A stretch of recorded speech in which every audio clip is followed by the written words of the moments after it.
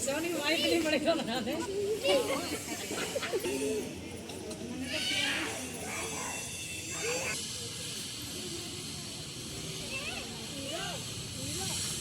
Everyone, कैसे हो आप सभी। मैं ठीक हूँ। आई होप आप सब लोग भी ठीक ही होंगे।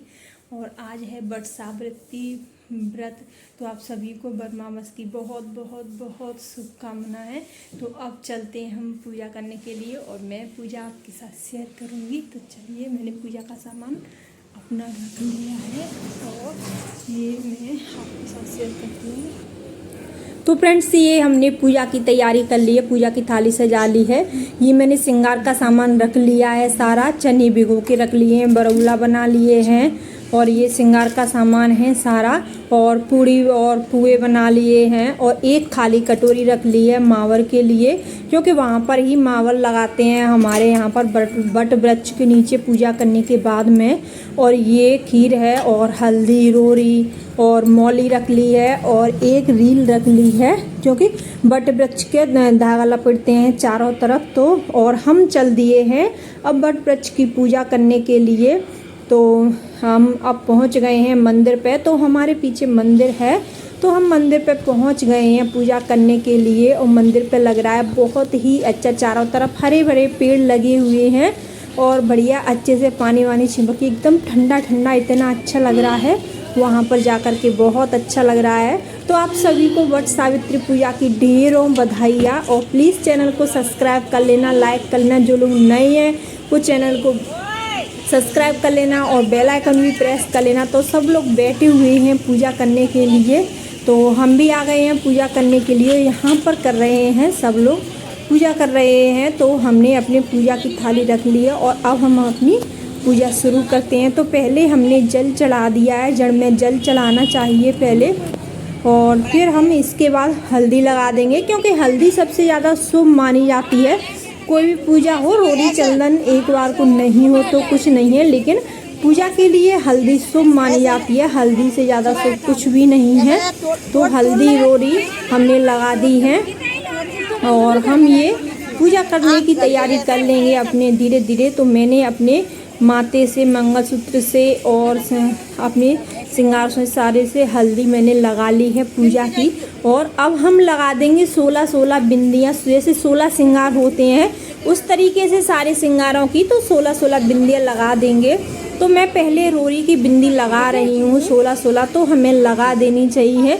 सबके यहाँ पे अलग अलग तरीके से होती है, लेकिन वट सावित्री की पूजा तो वही है, लेकिन थोड़ा बहुत चेंज हो जाता है।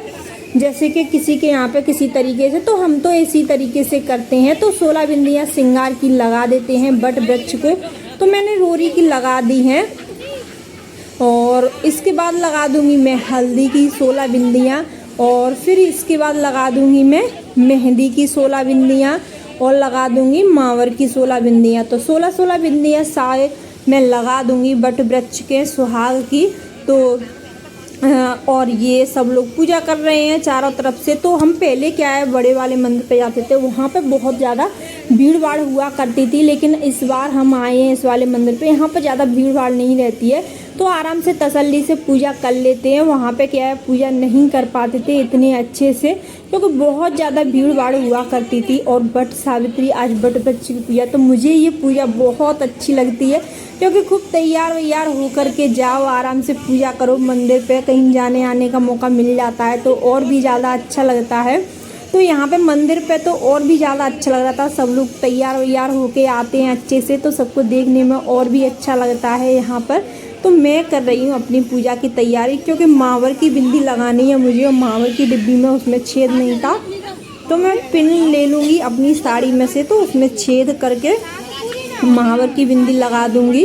तो मैंने इस तरीके से अपनी पूजा संपन्न कर ली है और मैं तैयारी पूजा की मैं कर रही हूँ अपनी धीरे धीरे, क्योंकि टाइम तो लगता ही है बट वृक्ष की पूजा में। पूजा कोई भी हो, लेकिन आराम से तसल्ली से करनी है, क्योंकि जल्दी जल्दी करने का क्या मतलब है, कोई मतलब नहीं है। इससे तो अच्छा करो मत। तो मैं आराम से धीरे धीरे अपनी पूजा कर रही हूँ। बेटू उधर खेल रहा है।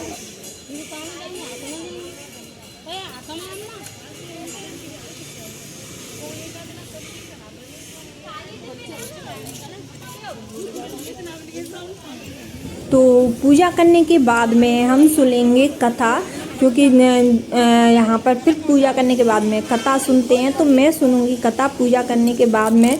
तो जैसे किताब वगैरह होती है तो उसमें से पढ़ लेते हैं, नहीं तो मैं मोबाइल में से पढ़ लेती हूँ, जैसे कोई नहीं मिल पाता है। तो इस बार तो मिल गई थी मुझे कथा सुनने के लिए, तो मैं किताब में से पढ़ लूँगी। इसके बाद जाएंगे हम कहानी या कथा सुनने के लिए। उसके बाद जो अपने आगे की पूजा की तैयारी है वो करेंगे।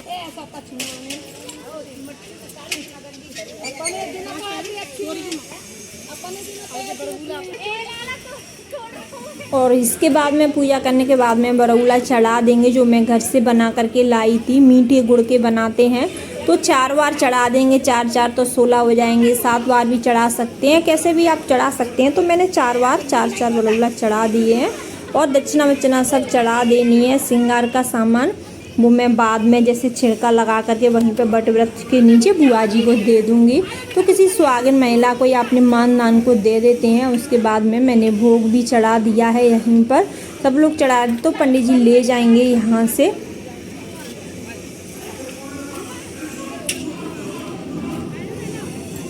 और मैं कुछ श्रृंगार अलग से रख के लाई थी बट वृक्ष पे चढ़ाने के लिए, छिड़कने के लिए अलग से रख के लाई थी। तो मैंने चने भी चढ़ा दिए हैं। तो मैं 2 चूड़ियाँ अलग से रख के लाई थी, और श्रृंगार का सामान तो मैं बट वृक्ष के लगाने के लिए, चढ़ाने के लिए और छिड़कने के लिए अलग से लाई थी। क्योंकि दान पुण्य थोड़ा भी हो जाता है, जितना हो जाए उतना सही है। पूजा के बहाने से हो जाता है, वैसे तो कुछ कर नहीं पाते हैं। और अब हम धागे से फेरी लगा लेते हैं। तो मैंने 5 फेरी लगा लूँगी धागे से, क्योंकि जब वो कलावा लेके आते हैं तो क्या है, बट वृक्ष जैसे बड़ा होता है तो हो नहीं पाता है, कम पड़ जाता है। तो हम धागे की रील ले आते हैं, या तो पीले कलर की या सफ़ेद कलर की। जैसे सफ़ेद कलर की हो तो हल्दी से पीली कर लेते हैं, क्योंकि बट वृक्ष जैसे पुराना होता है बड़ा, तो कलावा पूरा नहीं हो पाता है। तो रील क्या है, आराम से पूरी हो जाती है, बाद में ख़त्म होने की या कम पड़ने की कोई दिक्कत नहीं रहती है, आराम से। और जो बचता है उसे घर के लिए तोड़ के नहीं लाते हैं, वहीं पर छोड़े आते हैं, बट वृक्ष में ही लगा देते हैं। तो हम अपनी फेरी लगा लेते हैं धागा लपेटने की। तो इससे बहुत सुविधा होती है, ये टेंशन नहीं रहता है कि कहीं बीच में ख़त्म ना हो जाए। तो रील सही रहती है गट्टिक की, तो हम वही लेके जाते हैं। मेरे पास पीले कलर की थी तो मैंने पीले कलर की ले ली। पीले कलर की और भी अच्छी है, नहीं हो तो वाइट कलर की लेते हैं, और कोई भी कलर नहीं लेते हैं। तो ये हम अपनी पूजा संपन्न कर लेते हैं। और थोड़ी सी जैसे घर में अपनी मम्मी से, दादी से, उनसे मिलते हैं, उस तरीके से बट वृक्ष से मिल करके उनसे प्रार्थना कर लेते हैं। तो हमारी पूजा हो गई है। इसके बाद चलेंगे हम कथा सुनने के लिए। देखते हैं अगर कोई सुनना होगा तो उनके साथ सुन लेंगे, नहीं तो फिर मोबाइल तो है ही, उसमें से सुन लेंगे।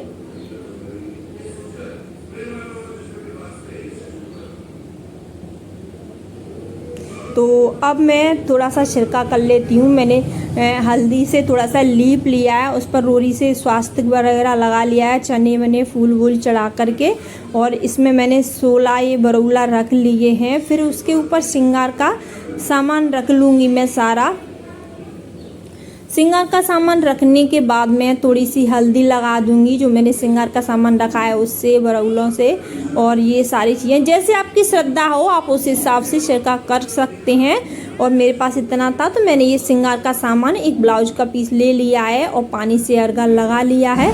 और अब हम अपनी साड़ी के पल्लू में छुपा करके अपना दान कर लेते हैं। तो हमने अपना छिड़काव कर लिया। वहीं पर बट वृक्ष के नीचे ही करना है, क्योंकि आज सारी पूजा वहीं पर होती है। और ये मैंने बेटू से तोड़वा लिया था। और ये हम सुन रहे हैं कथा, यहाँ पर के को आंटी जी मिल गई थी, उनके साथ हमने अपनी कथा सुन ली है।